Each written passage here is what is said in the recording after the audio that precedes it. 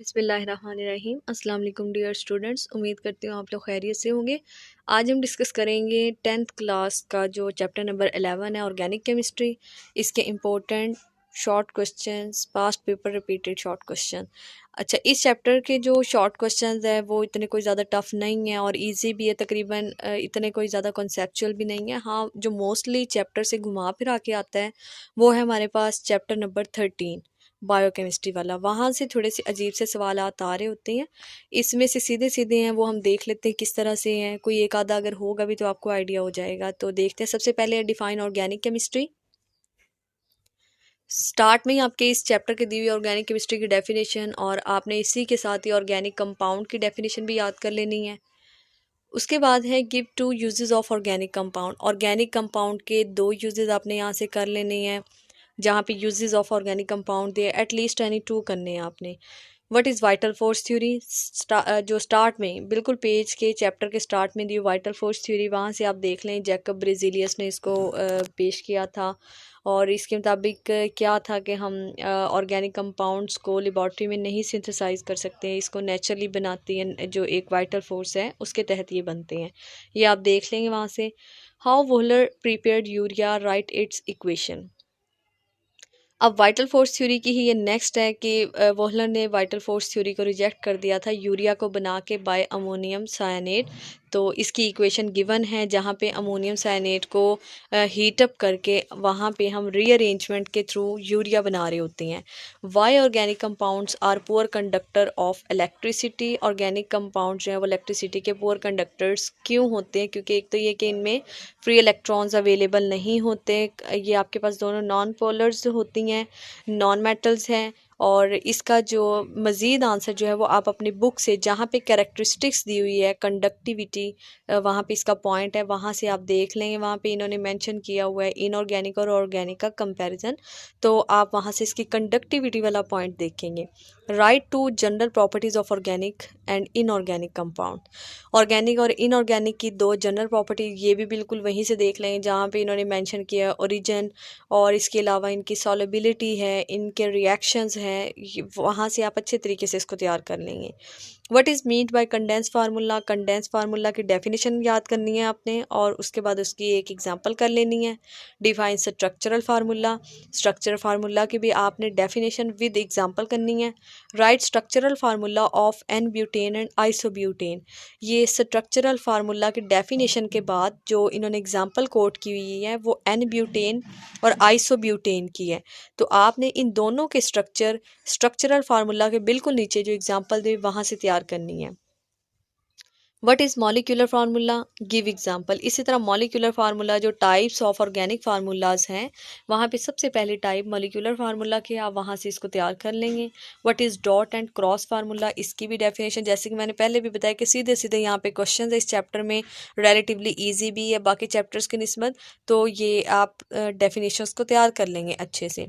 What is dot and cross formula, इसकी भी आपने एग्जांपल भी ज़रूर लिखनी है। जाहिर है जब डेफिनेशन मांगी जाती है तो उसके साथ अगर ना भी मेंशन किया हो तो आपने एग्जांपल ज़रूर कोट करनी है। What are aromatic compound, give example. Aromatic compounds की डेफिनेशन भी गिवन है जहाँ पे मेंशन किया हुआ है कि एटलीस्ट वन बेंजीन रिंग होना चाहिए। तो वो आपके पास एरोमेटिक कंपाउंड्स होते हैं। और बेंजीन रिंग क्या होता है? जिसमें ऑल्टरनेट 3 डबल और सिंगल बॉन्ड्स होते हैं। गिव एग्जांपल, इसकी आप बेंजीन एग्जांपल दे सकते हैं।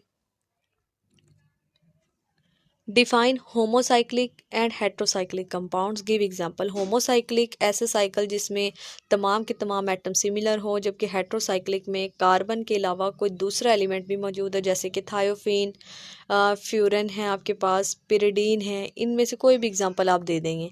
What are alicyclic compound, give an example. ये भी आपके पास गिवन है बुक में, आप इसकी एक एग्जांपल तैयार कर लेंगे। व्हाट इज़ कैटिनेशन, कैटिनेशन की डेफिनेशन भी गिवन है, जस्ट एक लाइन की आप तैयार कर लेंगे। Give example of the compound that display catenation. तो इसमें आप जो है बेंजीन भी लिख सकते हैं, क्योंकि बेंजीन में भी क्या होता है, कार्बन एटम दूसरे कार्बन एटम के साथ मिलके लॉन्ग चेन या बेंजीन में रिंग बना रहा होता है। तो कैटिनेशन बेसिकली है ही आपके पास ability of carbon atom to link with other carbon atom to form long chain और ring of carbon atom.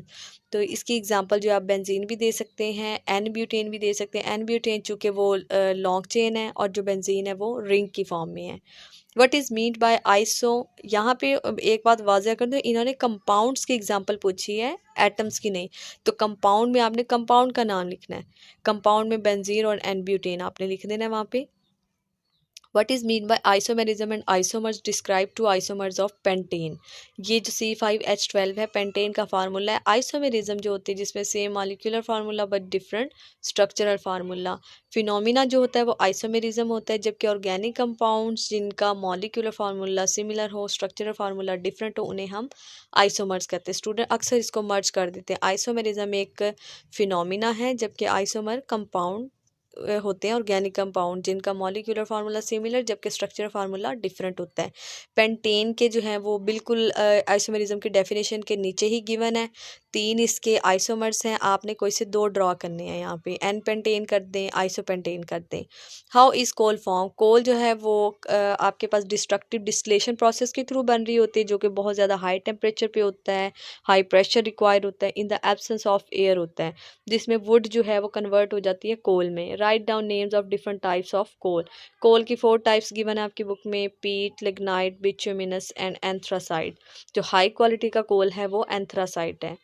Define carbonisation and destructive distillation. Carbonisation conversion of wood into coal है, जबकि destructive distillation ये आपके पास जो है process है जो कि हाई टेम्परेचर हाई प्रेशर पे in the absence of air take place होता है, जिसमें आपके पास जो वुड है वो कोल में कन्वर्ट हो जाती है। What is ammoniacal liquor, give its one use. Ammoniacal liquor की डेफिनेशन आपने बुक से देख लेनी है और इसका कम अज़ कम एक यूज़ आपने बता देना है।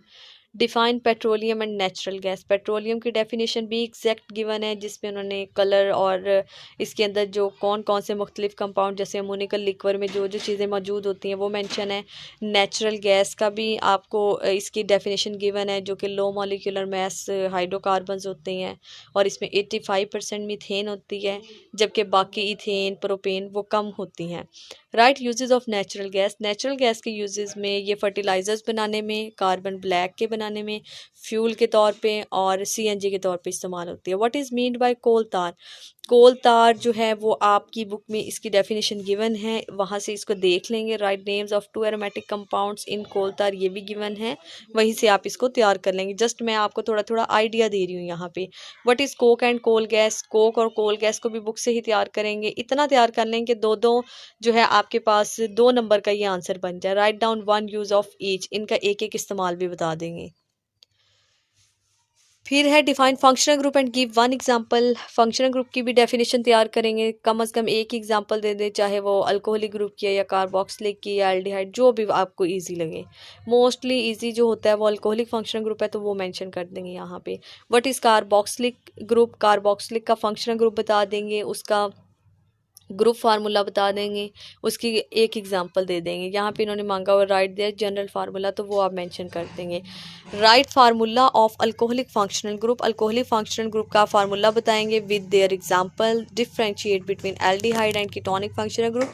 इनमें जस्ट आपने ये जो तीनों चारों सवाल हैं, जस्ट आपने यहाँ पे इनके general formula, functional group formula और एक एक एग्जाम्पल इस तरह से मैंशन कर देंगे। ये जो क्वेश्चन नंबर 24, 25, 26 और 27 और 28, मतलब ये आपके पास फंक्शनल ग्रुप वाले टॉपिक में से है, जो एंड चैप्टर का एंड है, वहाँ से आप इसको अच्छे तरीके से तैयार कर लेंगे, क्योंकि फंक्शनल ग्रुप में जिस तरह ये सवाल यहाँ पे गिवन है इसी तरह ये आपसे मांगे जाते हैं, या वो आपसे एग्जांपल पूछ सकता है किसी भी चीज़ का फार्मूला ड्रॉ करने के लिए, या फिर आपसे किसी जनरल फार्मूला में और फंक्शनल फार्मूला में एक चीज़ का फ़र्क आपको मेंशन कर दूँ। जनरल फार्मूला लिखते वक्त आपने आर जो है जनरल आर यूज़ करना है, जबकि अगर आप फंक्शनल ग्रुप फार्मूला लिख रहे हैं तो वहाँ पे आप साथ मेंशन करेंगे single bond C, double bond O, single bond अगर एल्डिहाइड है तो एच लिख देंगे, और अगर आपके पास कार्बोक्सिलिक है तो ओ एच लिख देंगे। लेकिन जब जनरल लिखना होगा तो आपने वहाँ पे आर मेंशन करना होगा।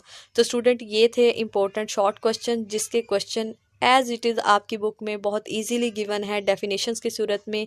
तो इंशाल्लाह 12वें चैप्टर के मैंने ये ऑलरेडी क्वेश्चन डिस्कस किए हुए चैनल पे है वीडियो, आप वहाँ से देख लेंगे, और फिर इंशाल्लाह बाकी चैप्टर जो रहते हैं वो मैं अपलोड कर दूँगी। तब तक के लिए आप चैनल को सब्सक्राइब करें, लाइक करें, शेयर करें, ताकि आने वाली वीडियोज़ आप तक पहुँचती रहे। शुक्रिया।